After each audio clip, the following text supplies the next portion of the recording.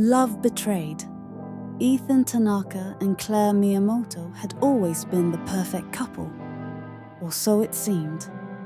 Their days were filled with shared bentos under the cherry blossom trees at Hoshikawa University, late-night study sessions in the dimly lit campus library, and whispered encouragements before every big exam. Ethan, the diligent and soft-spoken honor student, had always been Claire's anchor, guiding her through the turbulent waves of university life. But lately, Claire's thoughts had been straying. More specifically, toward Ryota Takahashi, the ace pitcher of Hoshikawa University's baseball team. His confident smirk, the way he effortlessly commanded attention on the field, and the undeniable charisma he carried were hard to ignore. Unlike Ethan, who was gentle and predictable, Ryota was thrilling, unpredictable, dangerous in a way that made her heart race.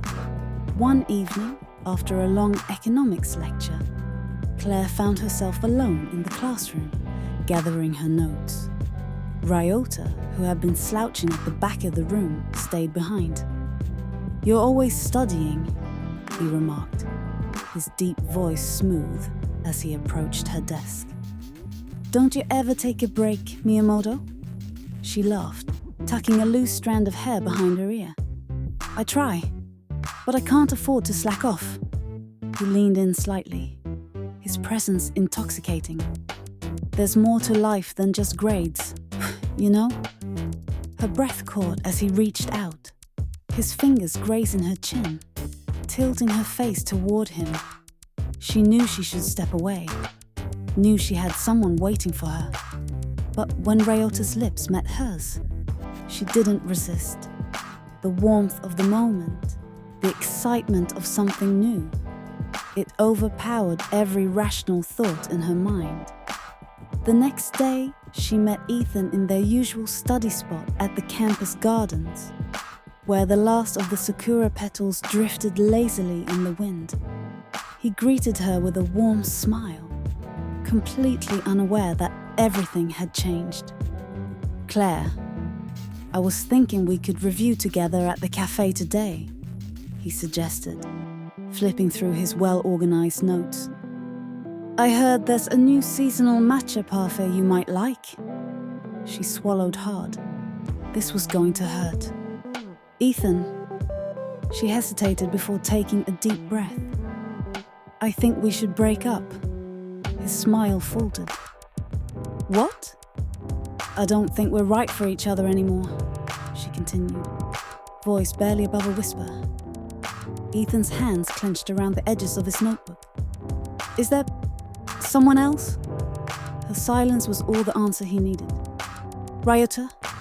His voice was hollow. Claire nodded. "I'm sorry." For a long moment, he simply stared at her, his dark eyes reflecting a mixture of pain and disbelief. Then, after a bitter chuckle, he closed his notebook with a soft thud. "So, all those nights helping you study, all the times I stayed up late so you wouldn't struggle alone, that meant nothing?" "They meant something," she insisted, her chest tightening. "But things change." Ethan let out a slow breath, his expression unreadable. Finally, he stood up, brushing fallen sakura petals from his lap. "I hope he's worth it, Claire."